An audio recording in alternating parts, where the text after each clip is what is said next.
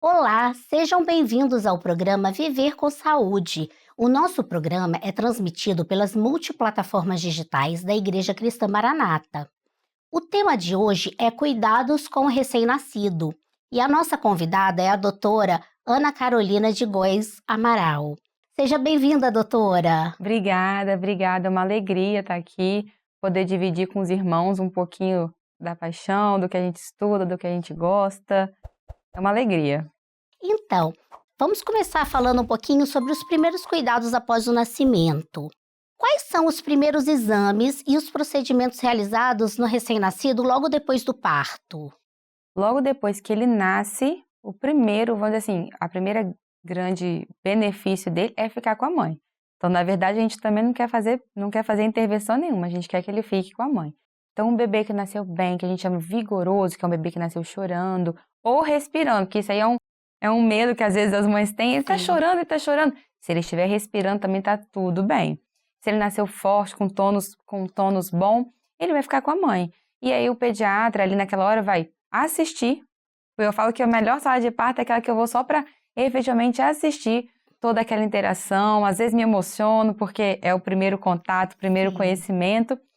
E a gente vai, prover calor, que a mãe é uma grande fonte de calor. É muito importante esse primeiro momento, esse prover o calor para o bebê, que é na mãe mesmo.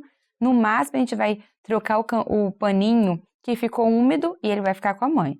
Depois dessa primeira hora, desse primeiro contato, que de preferência ele fique junto com a mãe, em contato com a pele da mãe, né? Essa troca é muito importante, até para melhorar a adaptação do bebê depois que ele nasce. Aí sim começam os nossos procedimentos.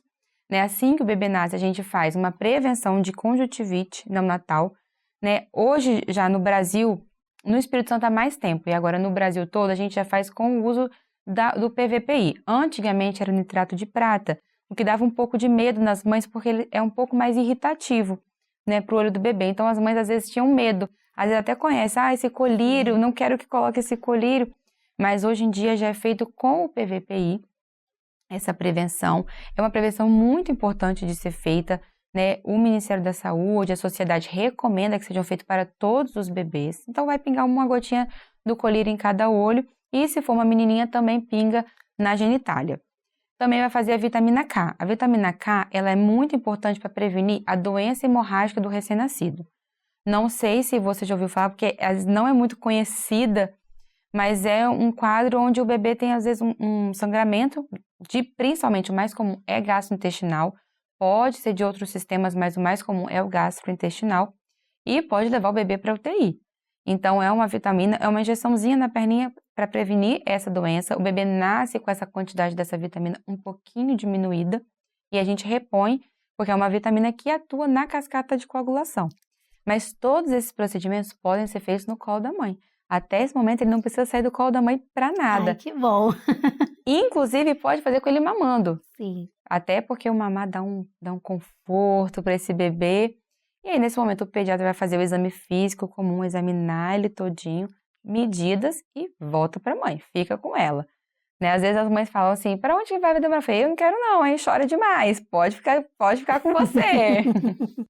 E aquela questão do banho, Que antes se dava o banho logo depois do nascimento. Isso mudou um pouquinho, de mais para cá. Mudou. Hoje em dia não é mais recomendado dar banho. Então, por favor, nem peçam para dar banho. A gente não quer que dê banho. Quando a gente dá banho no bebê assim que nasceu, ele abaixa a temperatura dele. Lembra, eu falei, a primeira coisa que a gente quer é prover calor, manter esse bebê bem quentinho. Isso facilita a adaptação do bebê, facilita a não ter estressores no corpinho dele, diminui também hipoglicemia, glicose baixa, ajuda na adaptação da respiração, Então isso ajuda o bebê. Então, a gente não quer esfriá-lo com o banho. E a gente também não quer, na verdade, a gente quer que ele seja colonizado pela essa flora materna, que ele fique ali junto da mãe. A gente não quer um bebê muito limpo, não. A gente quer um bebê colonizado. E isso faz bem para ele, ajuda a prevenir infecções naquele momento e até futuramente. Ai, que bom. É bom a gente saber, né? Porque fica sempre essa preocupação, o bebê tá sujo. E aí a mãe e a família ficam preocupados, né? Por Uhum, que que antes era feito e não? Muito boa sua explicação. Então, depois de alguns dias eles começam a fazer alguns exames, né? E aí perfeito. tem a do pezinho, da orelhinha, mais alguns outros exames. Você pode falar um pouquinho? Claro. Então, na maternidade ainda é recomendado que se faça o teste do coraçãozinho. O teste do coraçãozinho, ele é uma comparação da saturação do membro superior direito com um dos membros inferiores, né? Isso por causa de uma questão da anatomia do bebê, que ainda tem um ducto arterial, então a gente compara essas duas saturações. Ela é para identificar doenças do coração, cardiopatias críticas. Então, não vão ser todas as cardiopatias que ela vai diagnosticar, né? Na verdade, não é nem diagnosticar, porque esses testes são testes de triagem. Os testes de triagem, eles são assim, para pegar um grupo que precisa confirmar se tem aquilo ou não. Então, ele vai fazer essa primeira triagem e, se tiver efetivamente alterado, o bebê faz um ecocardiograma para confirmar. Mas é um exame super simples, ele só vê a saturação, né, na mão sempre direita ou em um dos pés, não faz diferença em qualquer um dos membros inferiores, para o diagnóstico de cardiopatias críticas. O teste, ele é feito até mesmo pela a enfermeira que vai entrar no quarto, vai avisar e vai fazer. Tem que ser feito sempre com mais de 24 horas de vida, exatamente por essa adaptação da circulação fetal para a circulação neonatal. O teste do olhinho, ele é um teste também muito simples. Com um aparelho, que é o oftalmoscópio, o pediatra ele vai jogar uma luz e a gente tem que ver um reflexo vermelho. Lembra de foto antiga? Eu, Aham, eu ainda lembro eu também. também. Que na hora que batia o flash, a gente via o olho vermelho. É Sim. isso que a gente quer ver no teste do olhinho. A gente quer ver a luz batendo e voltando vermelha. Se a luz não voltar vermelha ou se eles forem assimétricos, a gente também encaminha para uma confirmação que é feito pelo especialista, pelo oftalmologista. O teste da orelhinha, que ele pode até ser feito depois da alta, mas é recomendado que seja feito ainda na internação, né? E ele pode ser o teste de emissões otoacústicas ou o de potencial evocado. Todos os bebês têm que fazer o de emissões otoacústicas. É recomendado para todas as crianças. O outro, que é um pouquinho mais complexo, mais específico, é um grupo específico de bebês, né? Que ele vai fazer esse teste para ver se tem alguma obstrução mecânica mesmo ali na hora da audição, né? Então, ele não vai ver a parte neuronal, mas ele vai ver mais a parte mecânica. O teste do pezinho, que é o mais conhecido, ele, na verdade, se tudo der certo, não é feito na maternidade. Ele tem que ser feito a partir do 3º dia de vida do bebê. E se tudo der certo, a mãe vai embora com 1, 2 dias, Sim. né? Vai de alta para casa. Então, do 3º ao 5º dia de vida é o período mais recomendado de ser feito. Ai, mas é 6º dia, 5º dia caiu no domingo, não posso mais fazer? Pode fazer. Ele é recomendado esse período porque é um período, vamos dizer, um período ótimo para eu identificar precocemente alguma doença e intervir precocemente. Mas um dia depois não vai fazer diferença. Ele é um teste que, né, geralmente é para triar doenças metabólicas e algumas infecciosas. Ele é um teste que é feito em qualquer unidade de saúde do país todo e alguns planos também têm cobertura para a realização dele. Hoje em dia é lei, todo mundo tem que oferecer que existe o teste completo.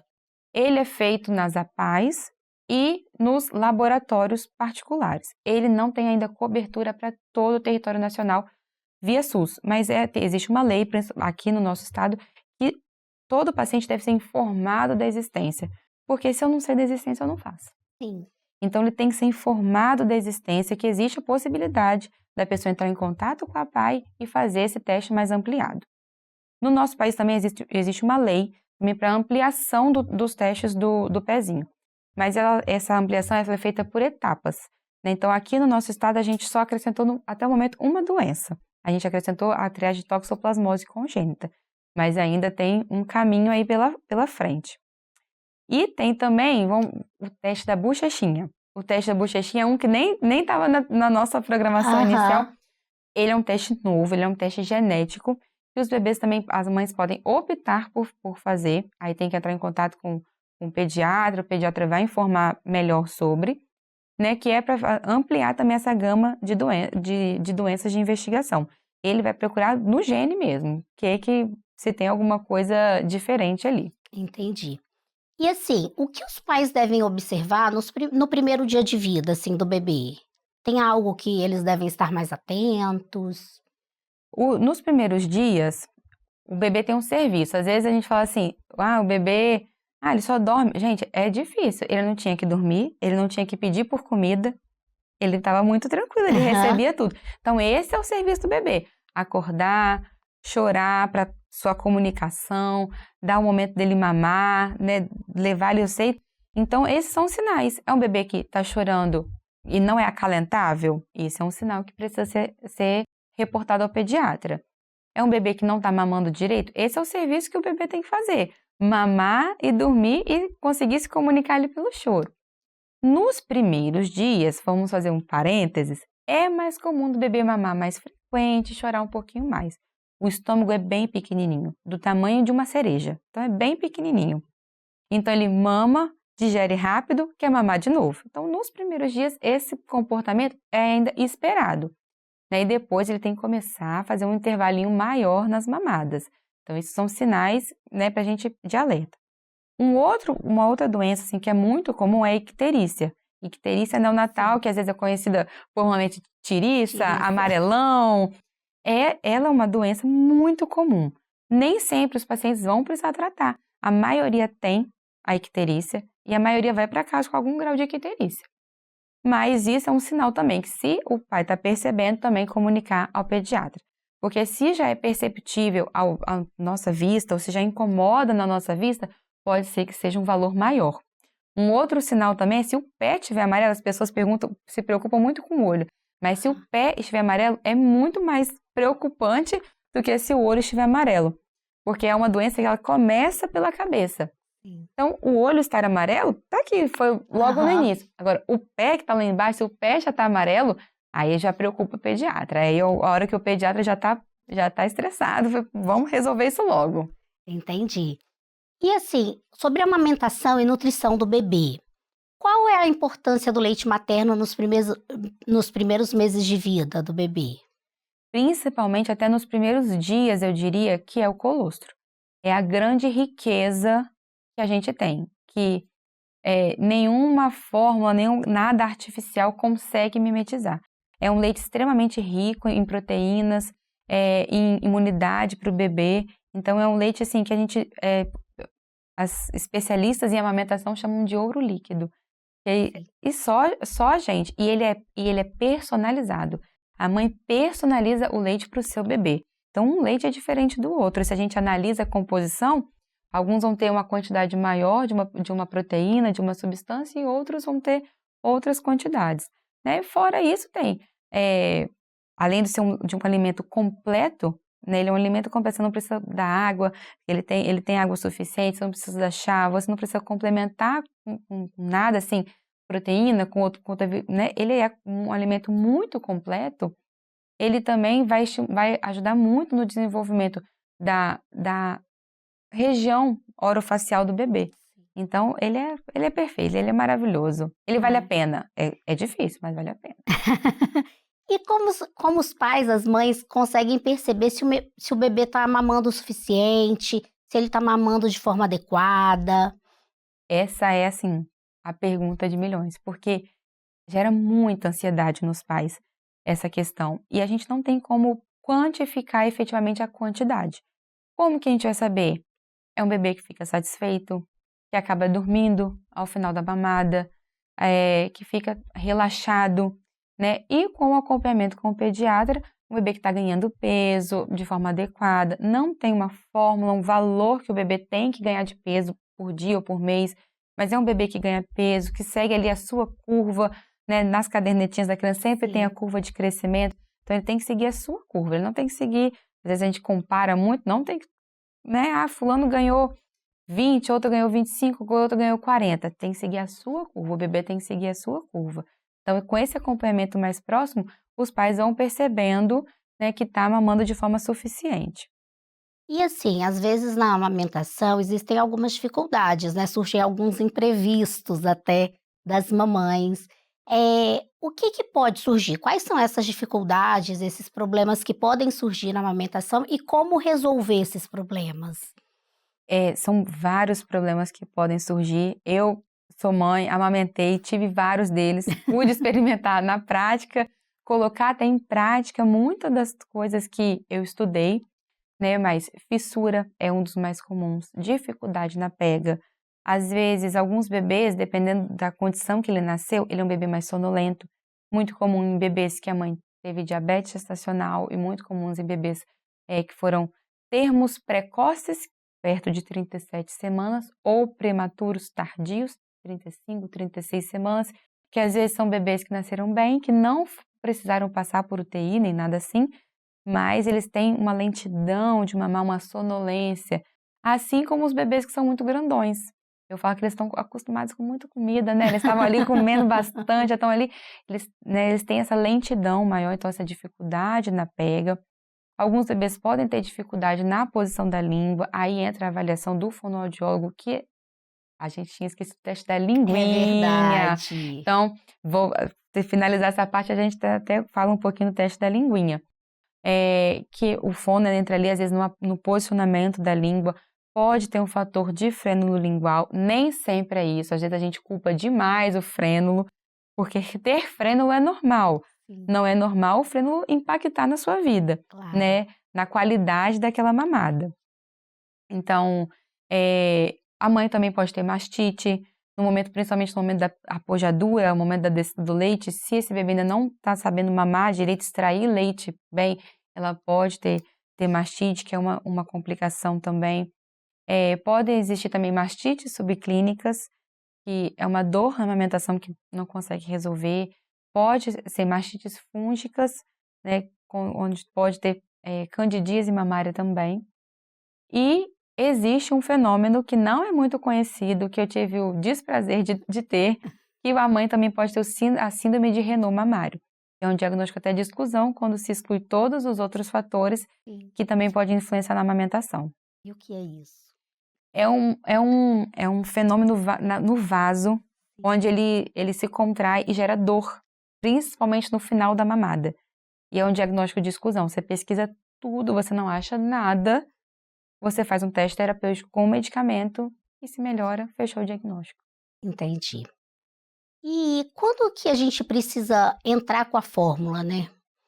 Para o bebê, assim, quando é preciso essa suplementação? O ideal, assim, não existe uma receita, né? O ideal é acompanhar bebê por bebê. Existem bebês que vão precisar desde o primeiro dia. E às vezes, são mães até que querem muito amamentar, eu tranquilizo. E precisar usar a fórmula não quer dizer que vai desmamar. Às vezes a gente tem uma ansiedade muito grande com essa questão, e às vezes a fórmula é só um meio da gente conseguir até mesmo o aleitamento materno, se você tem alguém junto com você, que compra a sua ideia, que compra isso junto com você. Né? Mas geralmente a gente tem que iniciar a suplementação quando o bebê tem uma dificuldade maior, né, no aleitamento, ou seja, por uma dificuldade de pega, ou por uma produção insuficiente, né, que ele vai ter uma dificuldade ali em ganhar peso, para evitar uma desidratação e uma perda de peso excessiva. Todo bebê, quando nasce, ele perde uma porcentagem de peso, isso é normal. Uma porcentagem é normal, né? Mas a gente acaba que sempre pesa e calcula para saber se está excedendo essa porcentagem. Então, em bebês que estão excedendo essa porcentagem, talvez seja necessário a utilização de fórmula infantil. E aí, nesses casos, o pediatra é quem indica, quem recomenda o melhor tipo? Isso, perfeito. Ele que vai indicar, geralmente são fórmulas de partida para a maioria dos bebês, e existem algumas fórmulas especiais. O bebê prematuro pode ser utilizada, mas geralmente ela é uma fórmula mais hospitalar, e existem fórmulas de transição, para aquele bebê pequenininho que às vezes, né, acabou de ter alta, que precisa de um pouquinho mais de caloria, de um pouquinho mais de nutrientes, existem também essas fórmulas especiais. Entendi. E vamos falar um pouquinho sobre higiene e cuidados diários com o bebê? Então, como deve ser feito o banho do recém-nascido? Quais cuidados devem ser tomados no momento do banho? Aí a primeira informação chocante, não precisa dar banho todo dia. E não precisa de vários banhos no dia. né? São duas informações chocantes. A Exatamente, gente aqui no chocante. Brasil, a gente quer enfiar a criança debaixo d'água o tempo todo. É E eles verdade. dão uma relaxada, eles ficam bem mais tranquilos depois daquele banho, né? Coisas importantes é não utilizar sabão em excesso. Isso é uma coisa muito importante. A gente sempre prefere o sabão líquido e mais sabões, até mesmo que a gente chama de síntetis, que tem menos substâncias que vão agredir a pele do bebê. Sabão que tenha menos fragrância. A gente evita o uso de perfume e de sabonetes muito cheirosos no início, né? E a água ali. O banho pode ser de banheira por imersão, pode ser em ofurô, pode ser de chuveiro. Pode ser de chuveiro, não tem problema. Pode ser o momento do papai ali junto Sim. da criança. O que eu recomendo, geralmente, é às vezes ter uma camiseta para não escorregar tanto a criança. E se for no chuveiro, uma dica, você não ensaboa a criança de vez. Uma partezinha para conseguir segurar, depois inverte e a outra parte. Pode ser junto da mamãe também, inclusive amamentando, mas não tem uma facilidade para o banho. Eu ia falar que não tem regra, mas uma facilidade grande para o banho é a utilização, às vezes, de redinhas e de almofadas. Às vezes, pelo bebê ser um pouquinho mais molinho no início, vai dar mais segurança para a mãe e até para outras pessoas, né? Porque é importante ter uma rede de apoio ajudando a mamãe. Com E é certeza. importante aceitar ajuda. Aceitar ajuda não é vergonhoso para a mãe. É.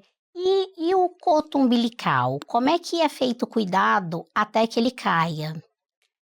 A gente tem o hábito de utilizar álcool, né? Mas no manual mais recente da sociedade, ele não é indicado mais de forma rotineira, né? O álcool, como eu falei anteriormente, a gente quer esse bebê colonizado, então não quer esse bebê super limpo.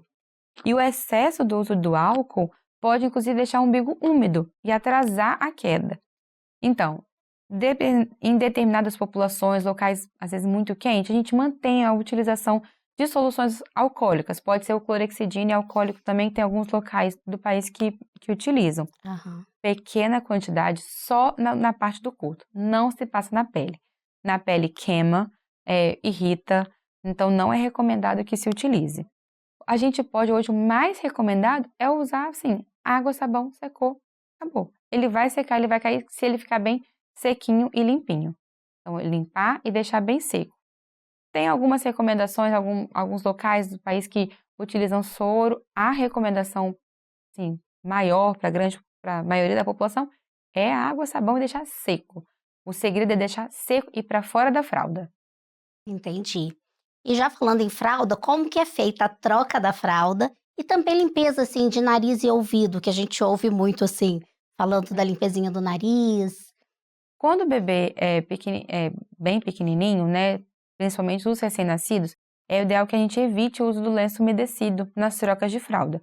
É claro que quando às vezes a mãe saiu, uma facilidade, ela vai utilizar, mas sempre que possível, algodão com água, né? Eu usava uma dica que a gente dá, às vezes, aqueles potinhos de manicure que aperta, Aham, leva o algodãozinho, coloca a água ali na hora que você aperta e já limpa o bebê. sim. Né? Então, uma dica importante para a saúde da pele do bebê para aquela região é a utilização da água com algodãozinho, evitando o lenço umedecido. Né? E, principalmente quando o bebê faz cocô, não atrasar as trocas de fralda, trocar com mais frequência. O uso de pomadas. O uso é facultativo, não é obrigatório. Né? A gente sempre pode ser usado o uso de pomadas de prevenção. Pomadas de tratamento que contêm nistatina, elas não são recomendadas de forma preventiva. Então, sempre que... uma outra coisa importante, toda hora... lembrando, é sempre de frente para trás. Então, na hora que a gente for limpar, principalmente meninas, nunca limpar de trás para frente. Sempre de frente para trás, né, para ajudar a proteger e prevenir infecção urinária na Sim, menina. muito bom essa dica. E aí você falou, né, que deve ser evitado o lenço umedecido, muito sabão com cheiro, né? Isso. E assim, os produtos indicados também você falou um pouquinho, muito da água, né? Uhum. Da água mesmo, com algodão, da pomadinha, às vezes precoce, para tratamento precoce, para prevenção, né, de assaduras e tudo mais, mas evitar as que têm listatina, porque é para É para tratamento. tratamento, acaba gerando uma resistência e quando a criança precisa efetivamente do tratamento, ela não vai fazer o efeito. Eu acabei pulando a questão do ouvido da lavagem nasal. Isso. O ouvido não é recomendado que se limpe, né, o conduto auditivo. Aí é recomendado só que secar e higienizar a parte de fora, do pavilhão auditivo mesmo. E o nariz, eu falo assim, não tem uma obrigatoriedade. Só que eu acho muito difícil, às vezes, a gente introduzir esse hábito na criança já doente. Ela já está irritada, ela já está chateada, ela está cheia de secreção e ainda vou jogar um monte de soro no nariz dela, né? Hoje em dia a gente sabe que o mais recomendado é higiene nasal, higiene nasal, higiene nasal. O médico não está sendo chato quando fala tem que lavar o nariz, tem que lavar o nariz, tem que lavar o nariz. Então eu recomendo, desde bebezinho, praticar a lavagem nasal uma vez por dia, num volume menor de soro. Mas para criar aquele hábito, né? Uma coisa que a criança já toda desconfortável, doente, eu vou introduzir outro item que é desconfortável. Não vamos mentir que é legal, que não é desconfortável. Então, por uma questão de hábito, a gente indica, mas não é uma obrigatoriedade. Eu vou agradecer a sua presença no programa de hoje. Foi muito importante a gente poder aprender um pouquinho mais sobre esses cuidados iniciais com os bebês, principalmente para as mamães de primeira viagem, que às vezes chegam com o bebê em casa e falam: como que eu vou fazer tudo isso? A rede de apoio é muito importante, então quem está do lado das mamães, né, dos papais também, que precisam de ajuda, coloquem-se à disposição, a família, tente não interferir muito, né, nas decisões dos papais e das mamães, mas ajudem, é importante para eles precisam desse momento de mudança, precisam de apoio. Agradeço muito a sua presença aqui. Eu que agradeço pelo convite, de participar. E isso que você falou agora no final é uma coisa que me toca muito, porque aceitem ajuda. Aceitem ajuda. Não precisa fazer tudo. A maternidade já se torna muito mais leve, com muito mais momentos felizes de conexão, quando a gente está leve, não está sobrecarregado, não está excessivamente cansado. Isso faz muita diferença. Agradeço também a você, telespectador, que tem nos assistido. Comentem, compartilhem esse vídeo com seus amigos, com as pessoas que precisam ouvir esses temas e continuem aqui conosco para aprender sobre mais temas de como viver com saúde.